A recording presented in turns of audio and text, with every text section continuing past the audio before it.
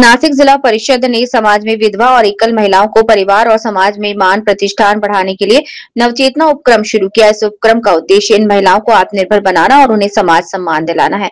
आज इस उपक्रम के तहत पहला एकल महिला मिलावा हल्दी कुंकू कार्यक्रम और समुपदेशन कार्यक्रम आयोजित हुआ। इस कार्यक्रम में सांगली जिले की महिला उद्योगिका श्रीमती साधना रमेश बनकर मुख्य अतिथि के रूप में उपस्थित रही। कार्यक्रम की अध्यक्षता ज्येष्ठ कीर्तनकार और त्र्यंबकेश्वर की संत नृत्य नाथ समाधि संस्थाओं की माजी अध्यक्ष कंचन ताई जगताप ने की। इस अवसर पर जिला परिषद के प्रमुख कार्यकारी अधिकारी ओमकार पवार ने कहा कि विधवा महिलाओं को समाज और परिवार में सम्मान दिलाने के लिए नवचेतना उपक्रम शुरू किया।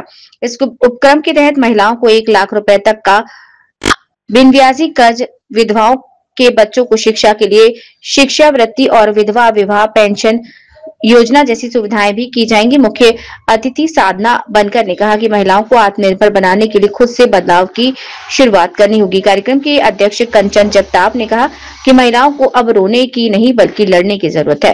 उन्होंने कहा कि विभिन्न योजनाओं के माध्यम से प्रशासन उनके साथ है, इसीलिए महिलाओं को अपने लिए जीना चाहिए और नियमित वैद्यकीय तपासणी करनी चाहिए। नासिक से वंदे भारत के लिए विजय सोनवड़े की रिपोर्ट। सर्व महिला वर्गाला माझी एक विनंती आहे, जगातली सर्वात सुंदर स्त्री तुम्ही बघितलीत का कधी?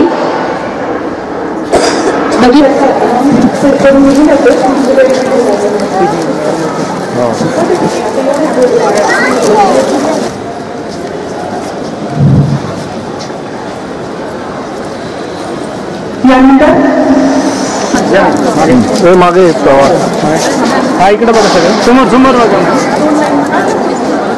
हा ते नाही थोडं मागे हात हात बरं बरं जाऊ दे इकडं समोर शिक्षण कुठे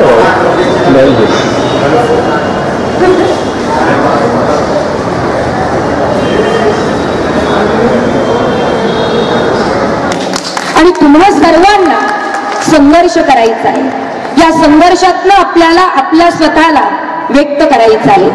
आपल्या समोर आचा पाया तू घातला, मराठी मातीत ज्याने केला गनिमी कावा, मराठी मातीत ज्याने केला गनिमी कावा तो होता आमच्या जिजाऊंचा छावा।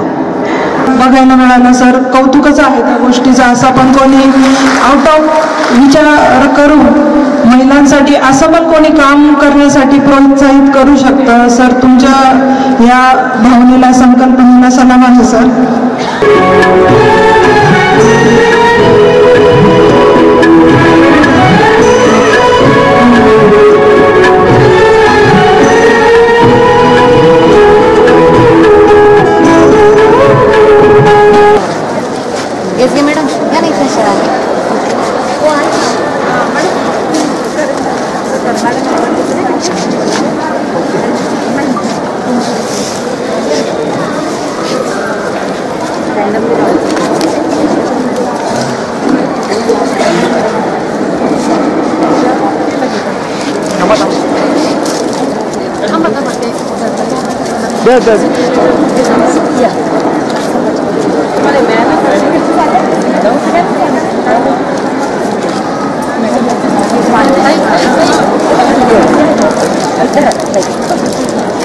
समाज काय करणार आहे त्याची सोय पुरुष करतो का?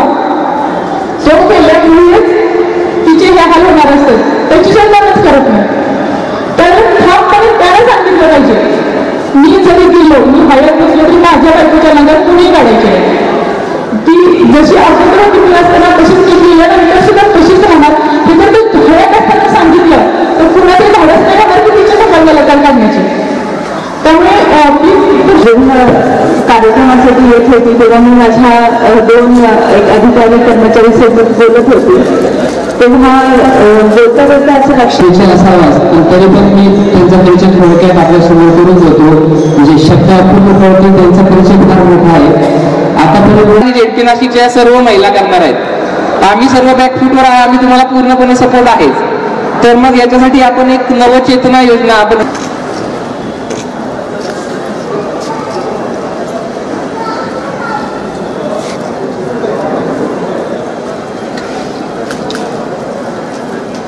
धन्यवाद.